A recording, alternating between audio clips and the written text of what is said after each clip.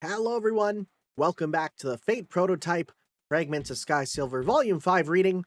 We are on Night of Fate, Act 2. Let's get going with seeing where we go from here. Last time was kind of recapping the lives of the servants who have been killed. We still have a couple left, and we're going to see, I guess, how we deal with them.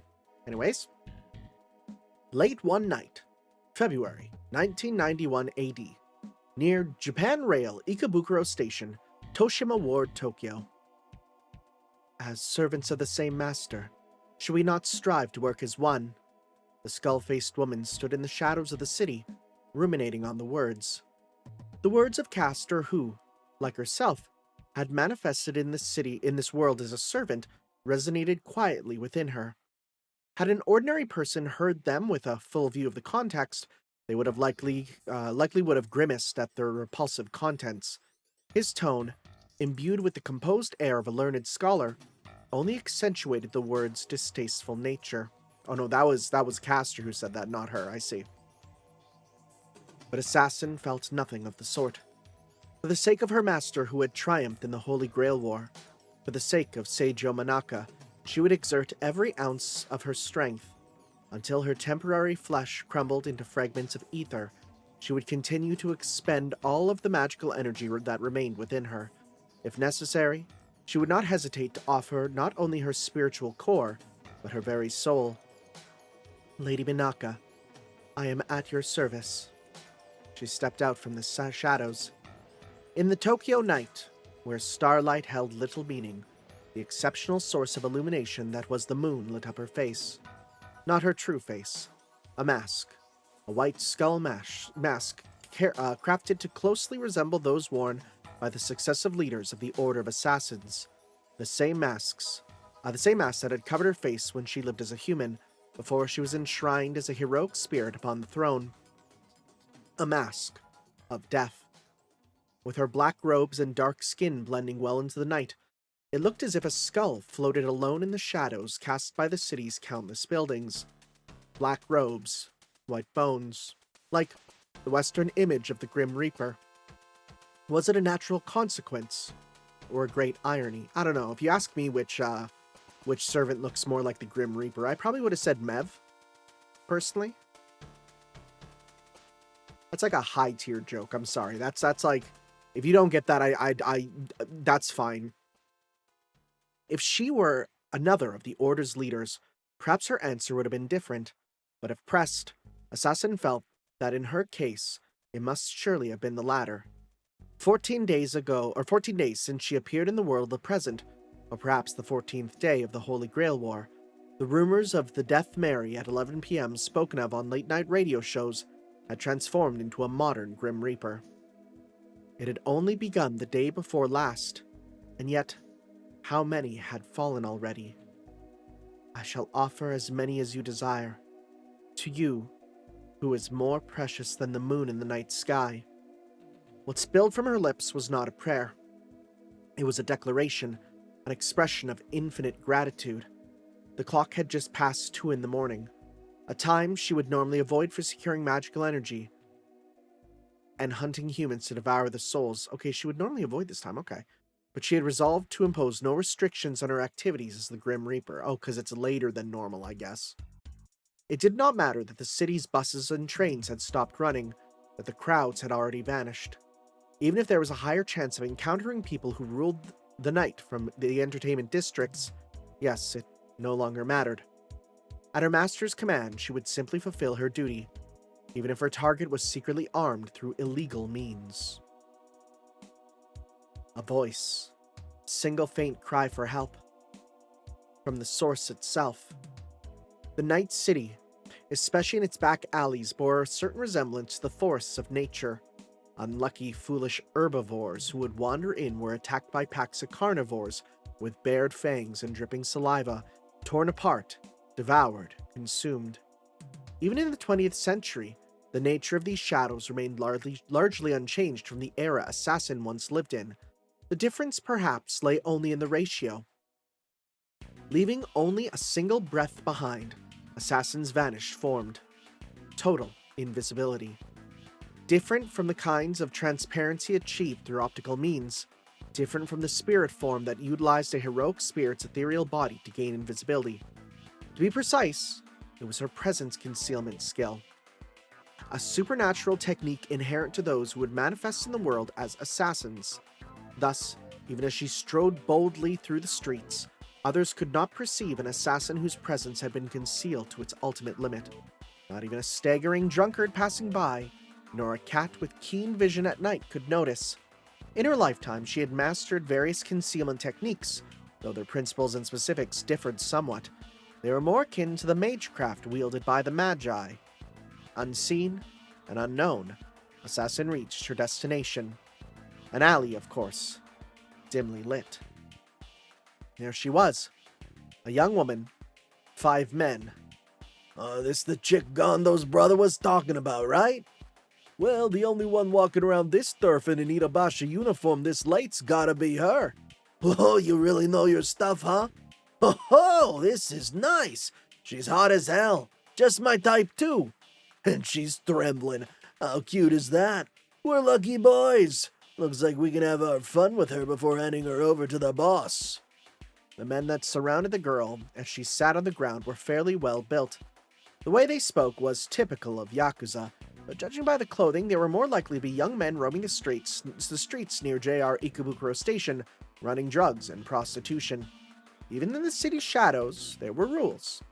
They were essentially subcontractors. Not all of them were, but one could call them the reserve force. You've got the wrong person. I haven't done anything wrong. The girl squeezed out a voice. Her lips and tongue trembled. Was it fear? Yeah, I'll bet. Everybody says that. I wasn't messing with your turf, I promise. Help me. Is that it? Try screaming like that. Maybe some cops will show up to rescue you. You beat me to a pulp before I'd have a chance. Ha! You're right. I get it. You just love beating up women, huh? The girl, rendered speechless by the man's blatant attempt at intimidation, swallowed. Oh yeah, she's just a normal girl. That is just Saber's outfit. Huh. Cute. She seemed to be in her mid-teens. Her uniform was most likely from a high school. A high schooler, in common terms. Okay, it's kind of funny when you say it like that, but girls who used their physical appeal to earn money was not uncommon in Tokyo's nightlife districts like Shinjuku or Ueno, or even Ikebukuro's entertainment district. Girls this young were relatively rare, though. In another era, a teenager standing on the street may not have been so unusual, but Assassin viewed the situation in present-day 1991 as such. What happened to these girls if they continued to operate without the protection of any organization? That did not change across eras. As long as most of the businesses in the shadow of the city remained monopolized by illegal organizations, retribution would eventually come.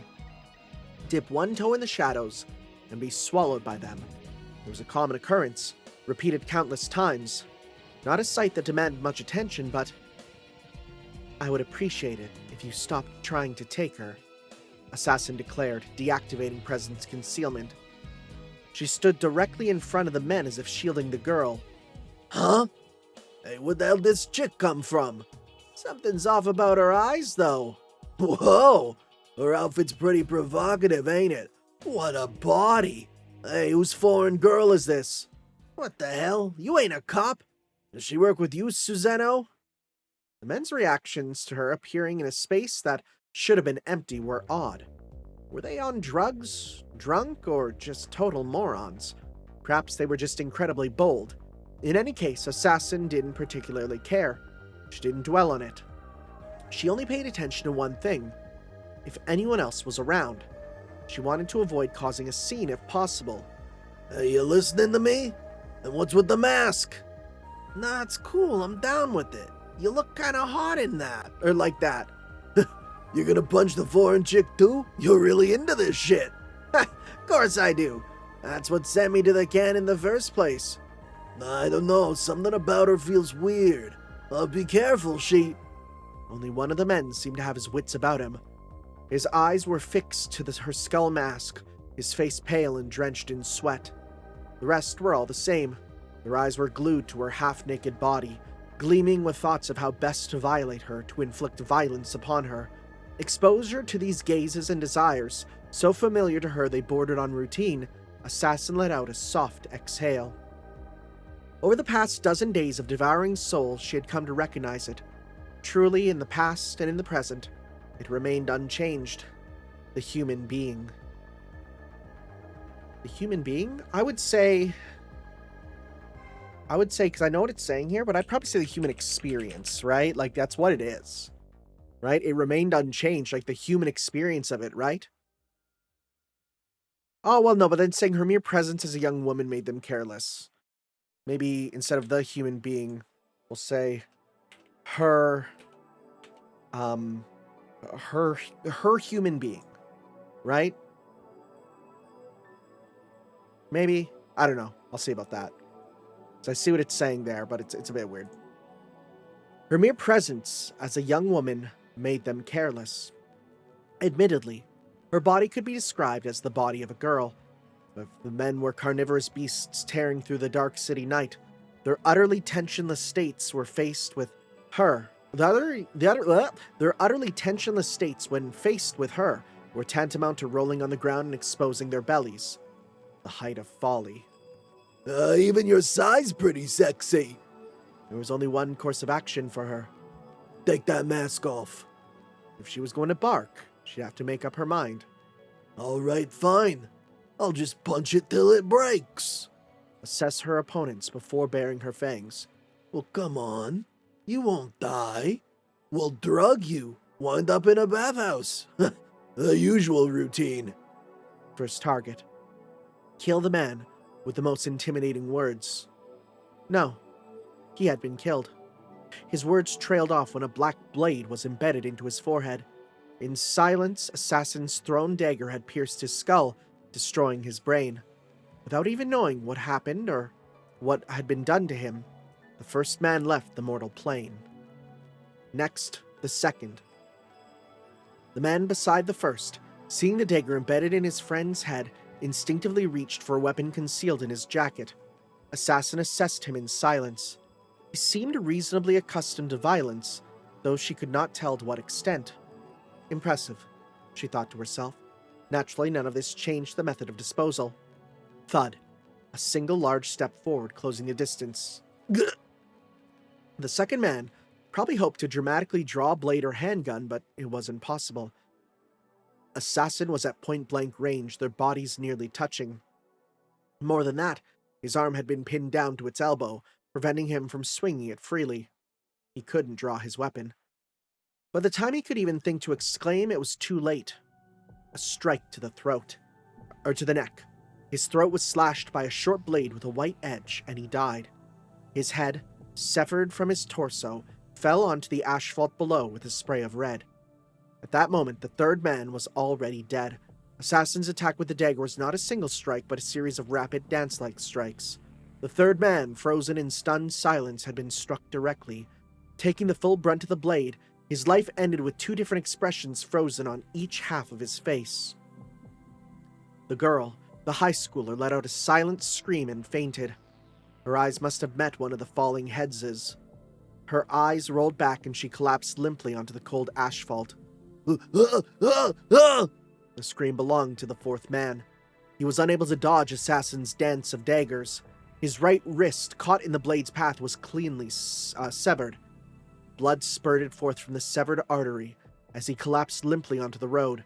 At first he tried to scream, but perhaps due to the shock of his rapid blood loss, it turned into nothing more than an unnaturally faint moan.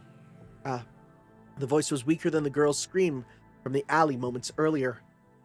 He managed to utter a "Help me!" but he surely bled out soon. The fifth man watching it all was utterly crushed. No wonder. In mere seconds, the other men who had appointed themselves as rulers of the back alley had all turned into corpses, one after another. It was only natural that he would stumble backward, trembling so violently it could be mistaken for convulsions, until his back slammed against the building wall. What the hell? Nobody told me about this. Cracking down on people in your territory is one thing, but to send a foreign killer all the way here? What kind of dumbass? Killer? Assassin's lips couldn't help but twist. Yes, that's right. Not the Grim Reaper or anything of the sort. At best, I am just a killer. What? She took a bashful tone. Her voice seemed somehow girlishly embarrassed. Watching her charming gesture of placing one hand over her mouth, the man's mouth went agape. The intense tension of witnessing brutal murders instantly relaxed.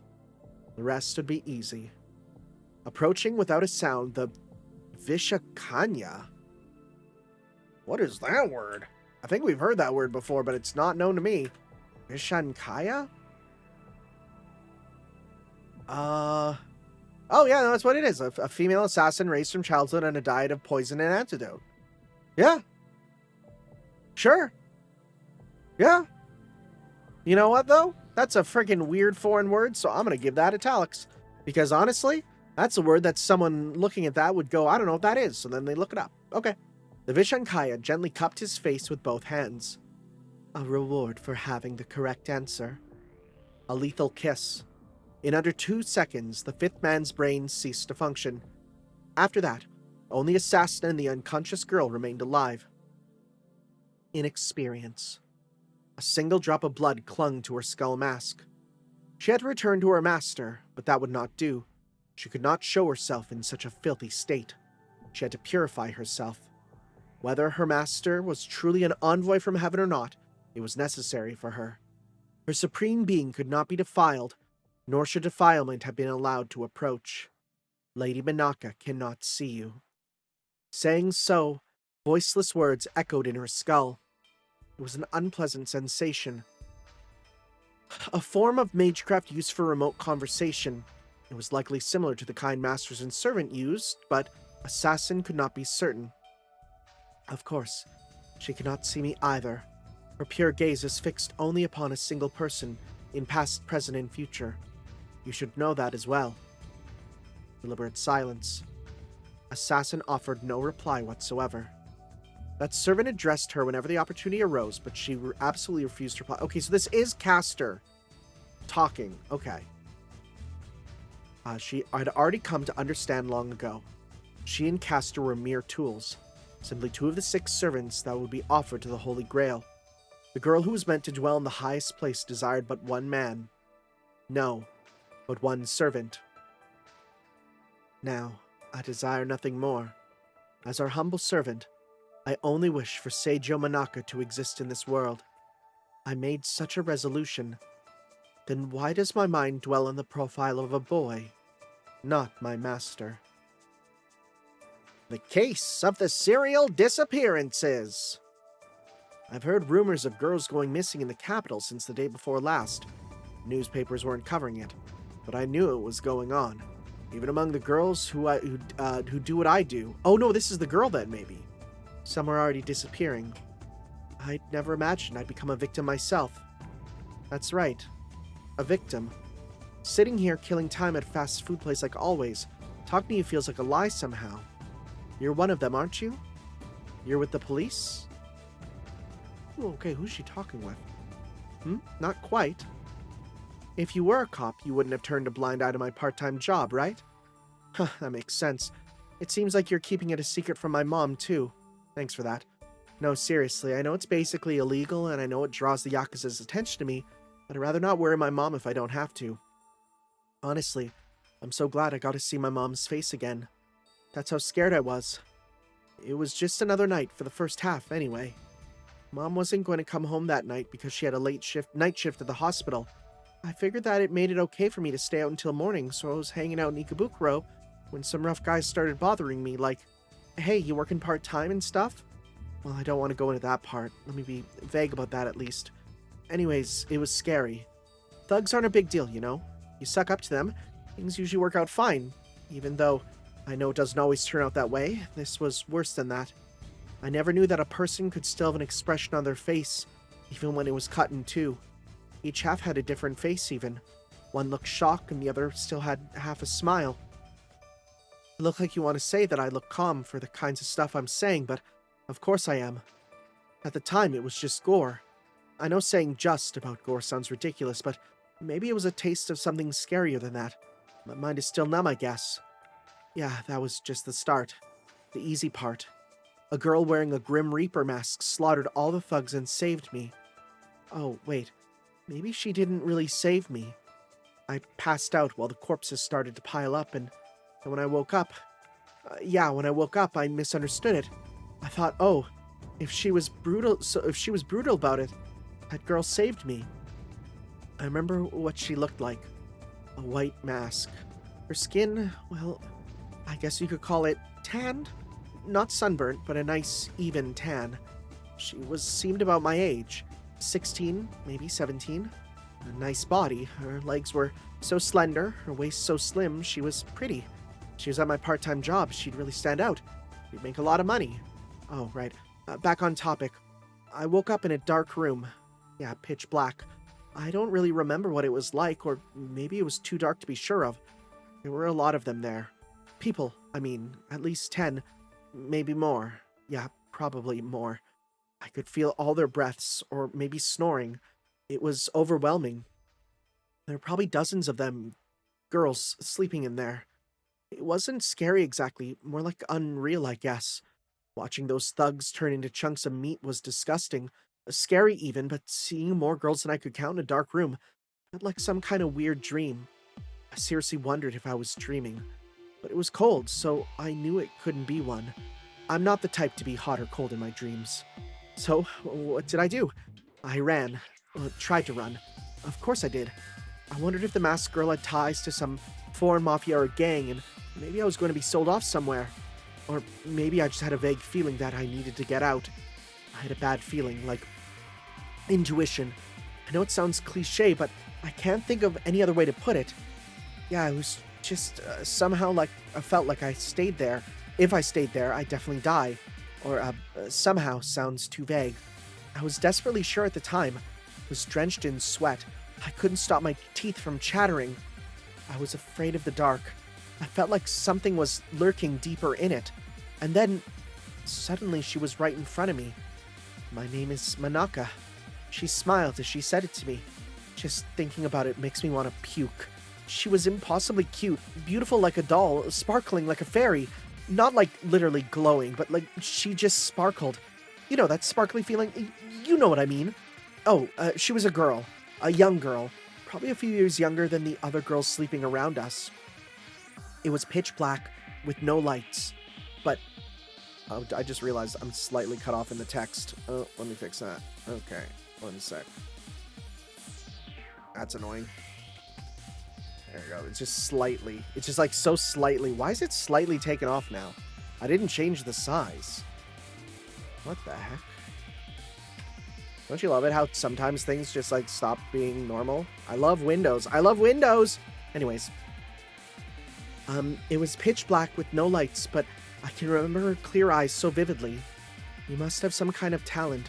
Immunity, maybe? To be able to move like this after taking Assassin's diluted nerve poison. That's what she said. Oh, I'm just repeating it how I remember it. I don't know what any of it means.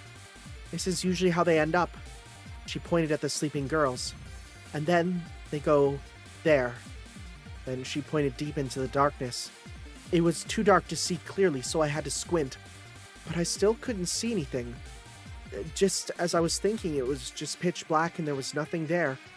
I saw it. Maybe my eyes were finally adjusting to the darkness. Maybe it was something else. I could see more and more.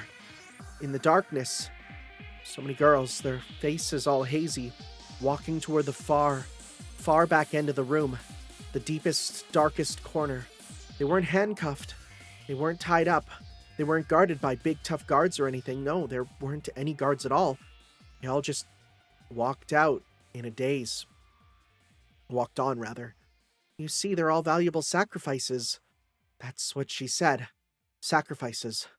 Sacrifices, yeah, she said it clearly. Oh, she meant it too. She was gonna kill all those girls, all of us, I guess. Whether she was a demon or a god, I have no idea. But I understood immediately. Any who saw it would get it. That face. Those eyes. You'd realize that it was all real. And you'd be terrified. That one too. And you. From now on, your lives will nourish the child. Rejoice. It's a truly wonderful thing. She smiled. so brightly you'd have to wonder how much joy could possibly even make her so happy. Do you get it? How terrified I was? I couldn't care less about some thug exploding into bits like a cheap special effect death scene anymore. I was crying. My face was all messy with tears, and I think snot was coming out too.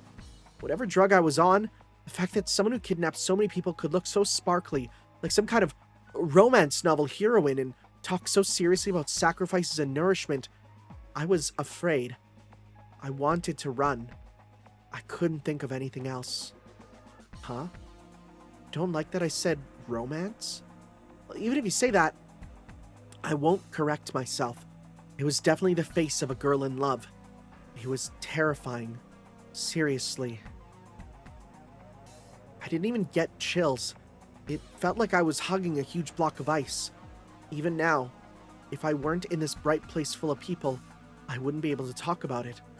Because, I hadn't actually had that much experience with real romance, but like, love, isn't love supposed to be a lot nicer than that? I don't know anymore. Oh, where was I?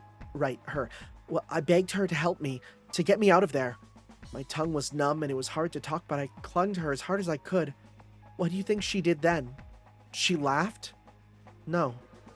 She looked at me. Like I was some kind of bug. No, maybe not like that either. Yeah, she looked like she was looking at... like she was looking at something totally insignificant laying at her feet, like a pebble or dust or something. I shivered. It was like a chunk of coldness stabbed my back, poking all across my spine. Oh, so this is how I die. That's what I was thinking. I couldn't even think about my mom. Wait, sorry, I shouldn't have said anything. No, I'm scared. I still am. I'm still terrified. Are you sure this place is safe? Recording temporarily paused. Recording resumed after stabilizing medicine was administered. Oh my god, okay. Sorry for being weird. Alright, it's fine, right? I'm alive, aren't I? Yeah. My words didn't reach her. I thought she'd kill me along with all the other girls, but then, yeah, there was one other person. He showed up. A boy, or he saved us. A boy showed up. I don't know where he was from before then, though. I didn't know where he was before then, though. He looked like a high schooler. I couldn't see his face clearly. It was dark. Tamaki. Tamaki, I think he said. Somebody's name. Maybe he came to save his girlfriend or a family member. Maybe I just looked like her. His voice was all muffled, like he was groaning, but he kept saying Tamaki over and over as he stepped between me and her. He looked kind of cool. He reminded me of a hero from a kid's show somehow. What's this? I knew Assassin brought a pet, but so the pet can bear its fangs. She seemed intrigued, even though she didn't react at all to my sobs. Then she tried to do something to the boy. Did she actually do anything? I'm not sure. But then the masked girl, just like when she dealt with those thugs in the back alley, slipped out and lunged forward to protect him. Like she was hugging him. Oh no. Oh. Like if she was trying to take a blow from a knife or gun with her own back to protect him. It was like that kind of shielding. I was sitting down, so I saw it from below. The boy protected me, and the masked girl protected him. That's how it went. Please, forgive me, Master. The masked girl said something. What did I want? Why did I seek the Holy Grail? Talking to herself, maybe? Tatsumi! Oh, the last part was probably the boy's name. I think the two of them must have known each other. Well, that was the feeling I got. Because of Tatsumi, well, holding him tight, she started to cry. It wasn't like the way I cried when I begged for my life. They were like, well, tears of sadness, I think. Like when you feel totally helpless. Like when you feel like a hopeless failure. I see that kind of stuff sometimes in Ikebukuro. And sometimes even when I look in the mirror, so I think that's what that was. After that, she just silently cried. He looked like he was fidgeting, but he didn't really say anything. Then she looked like she was really interested, staring at the masked girl. She said, "You really care about your pet assassin? That's okay. Okay, or that's sweet. Okay, I forgive you." And then she turned toward me. She had a bright smile again. You're another thing, though. Her smile was too bright, or too beautiful. Too beautiful, too terrifying. I screamed something I don't remember and passed out. Again. Yeah, I think I passed out. I can't say for sure since it doesn't happen to me that often. I heard a couple of voices. Please wait. A voice I didn't recognize. It sounded like a gentle adult man. Lady Manaka, is she unsuitable as a sacrifice? First assassin, now you. Everyone seems to care so much about this girl.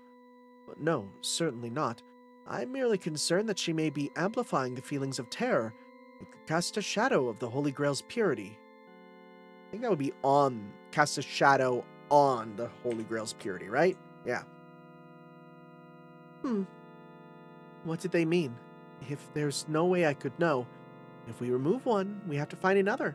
You have a replacement prepared, right? As you command. And that was it. That's all I can remember. Next thing I knew, I was near the north exit of Ikebukuro Station, behind the shopping district by the Love Hotels. From the Holy Church's records. High schooler Yoshimori Suzuno. Excerpt from testimony before memory erasure. Oh, then they erased her memory. Okay. We got an excerpt from the notebook too. We've discussed the possibility and risks of a servant going berserk, but it is not heroic spirits alone who can go berserk. Sometimes a master may succumb to madness as well, especially if the master goes berserk due to contact with a summoned heroic spirit. It is an extremely dangerous state. Each heroic spirit harbors its own desires, unaware that they are bound by a contract of betrayal by us Magi, the Mages Association, and the Holy Church. In this situation, should a master truly side with their heroic spirit, the Holy Grail, as a wish-granting device, would become a profoundly dangerous thing. Of course, this would depend entirely on the nature of the heroic spirit's hidden desire. A vast underground cavern, somewhere beneath Tokyo. In its deepest recess, there was a gaping abyss, a place that no light could penetrate, an unmistakable garden of darkness. With her faithful servant Castor at her side, clad in an emerald green dress, Manaka smiled contentedly as she cast her gentle gaze towards the dark depths below, as if gazing upon a treasured possession of hers, or admiring a particularly beloved pet. She looked upon the unmoving, pulsating mass of flesh, the silent, viscous lump. Behold, that which writhed in the depths was the condensed darkness of the world. It was thought. It was desire. It was the Holy Grail. The subterranean Greater Grail Saint Graph, a vast vessel that gathered human thoughts, accumulating countless souls.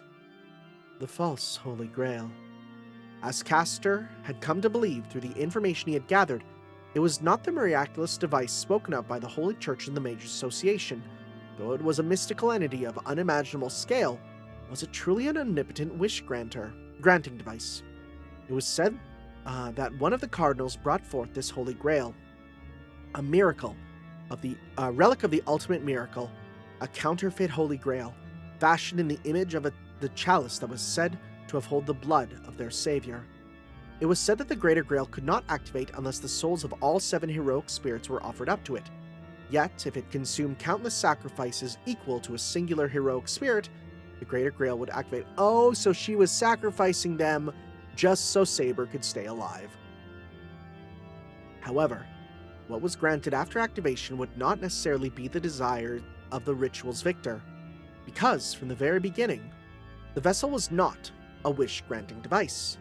Of course, his master likely understood this as well. Hey, fake Holy Grail? No, you're an egg. A lovely pitch-black egg struggling to hatch. Wasn't there a whole section in the first novel about making eggs? Oh my god. An egg? Castor murmured an echo of her words.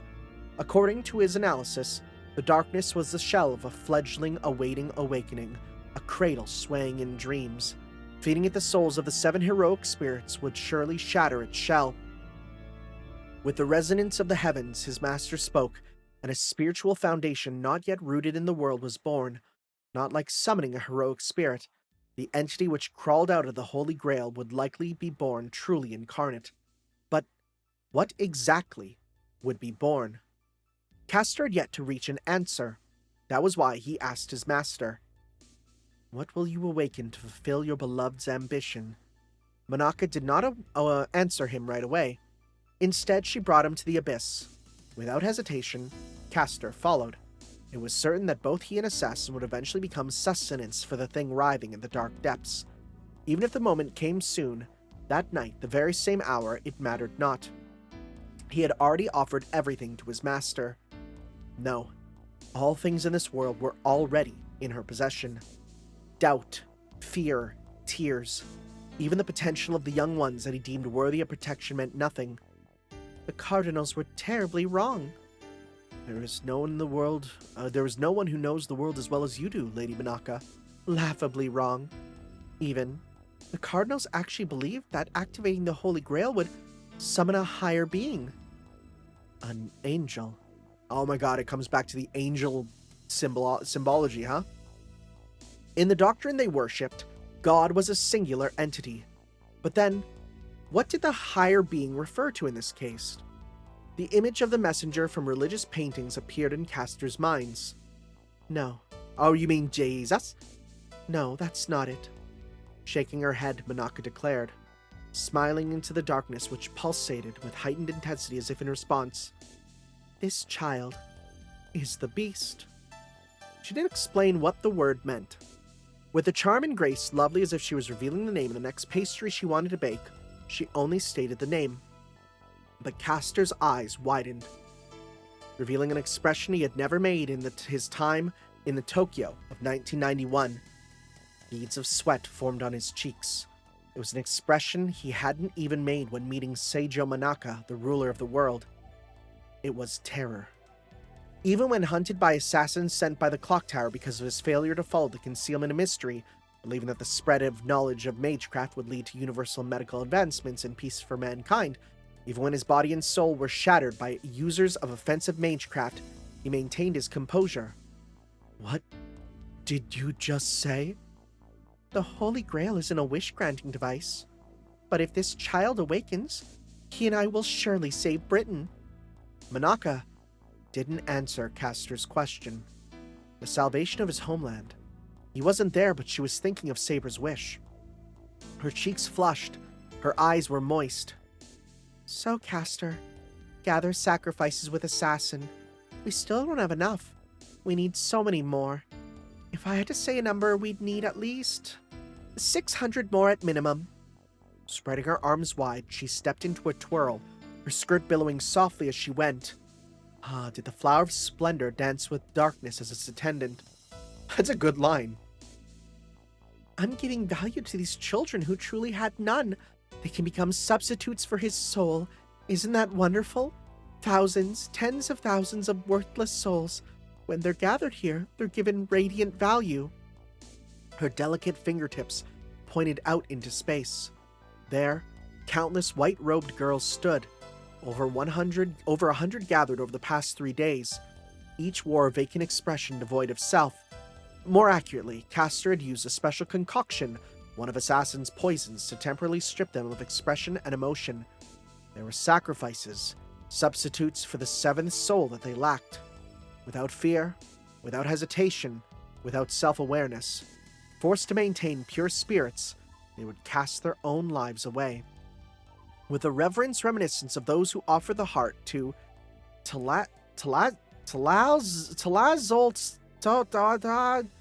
does this have another name?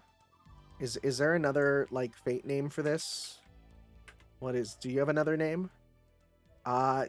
Tlazolitl is the Aztec goddess of purification, sin, carnality, and sexual vice.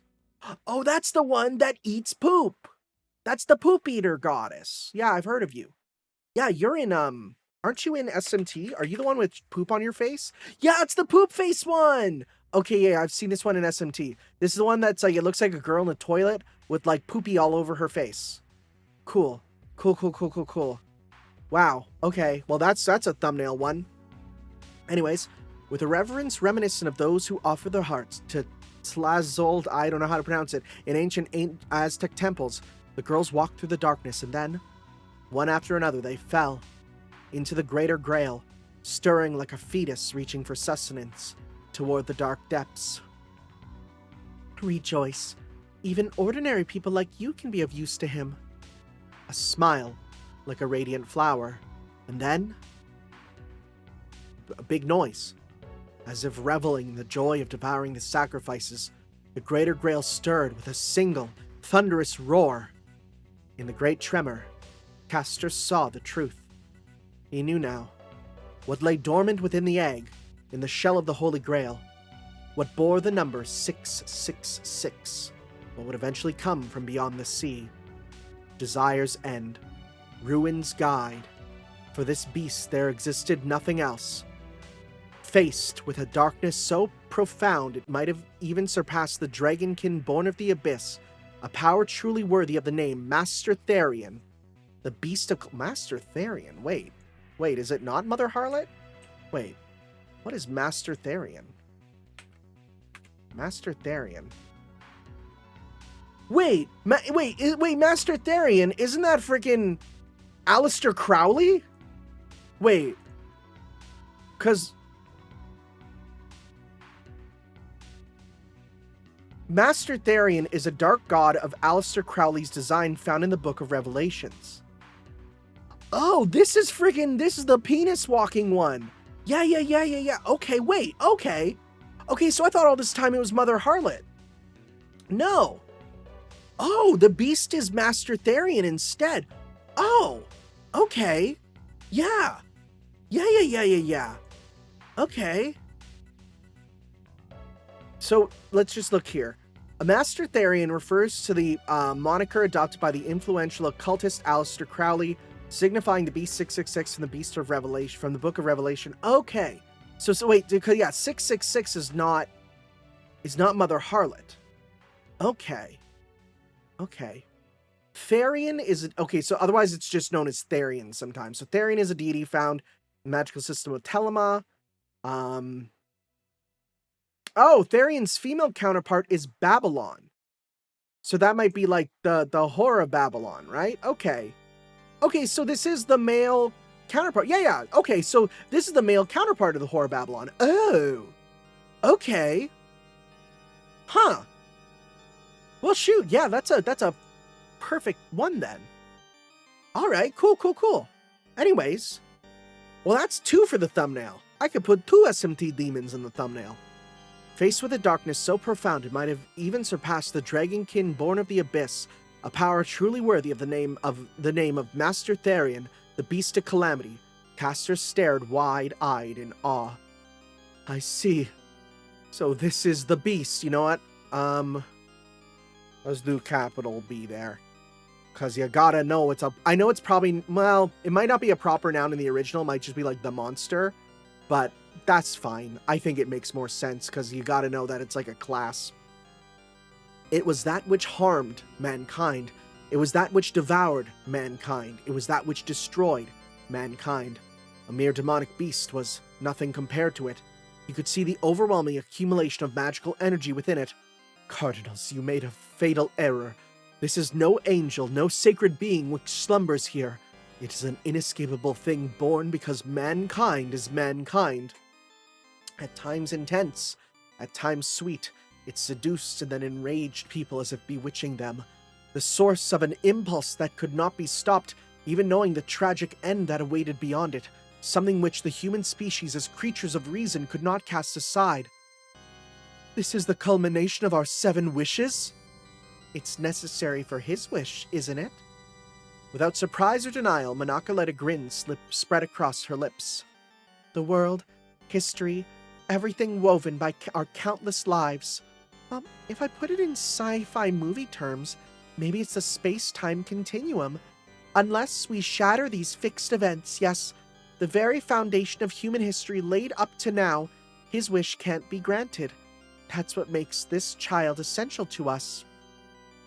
She laughed after swallowing everything. Even after truly understanding what she herself guided to be born, she laughed.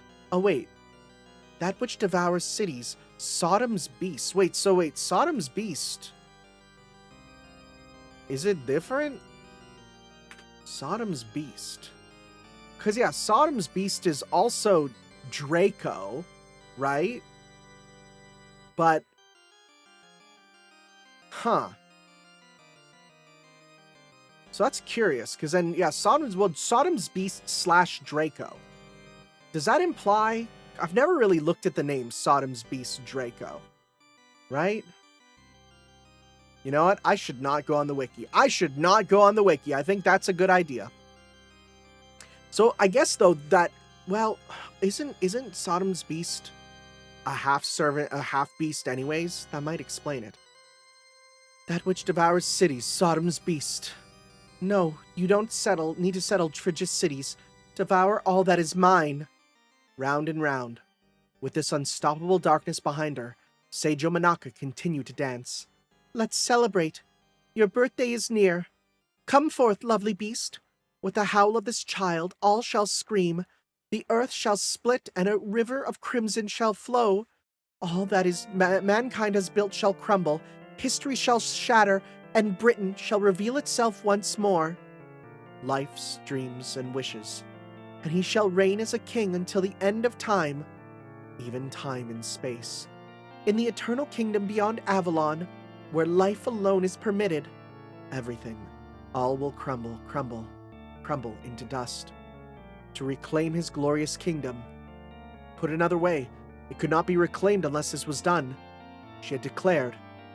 The master of the world smiled upon the darkness which stirred to life. Oh yeah, he is freaking out. Oh boy, wow. Okay, well this, you know what? It was a shorter chapter, but boy, geez, was it a chapter. I actually think the section where it's like this, where it's the church records, I think this might be some of my favorite writing, because it is very much like a point of view sort of thing. I think this was my favorite part of the whole series so far. It's very evocative. It's so good. Anyways, all right, guys, next time, let's move on to Act 3 and see, I guess we're summoning Master Therian. All right, guys, we'll see you next time for some more Let's Read Fate Grand Order. Sorry, Let's Read Fate Prototype. Fragments of Sky Silver. I'm thinking of Grand Order because, you know, Sodom's Beast, you know. That's how it is. Anyways, we'll see you guys next time. Ciao. Yo.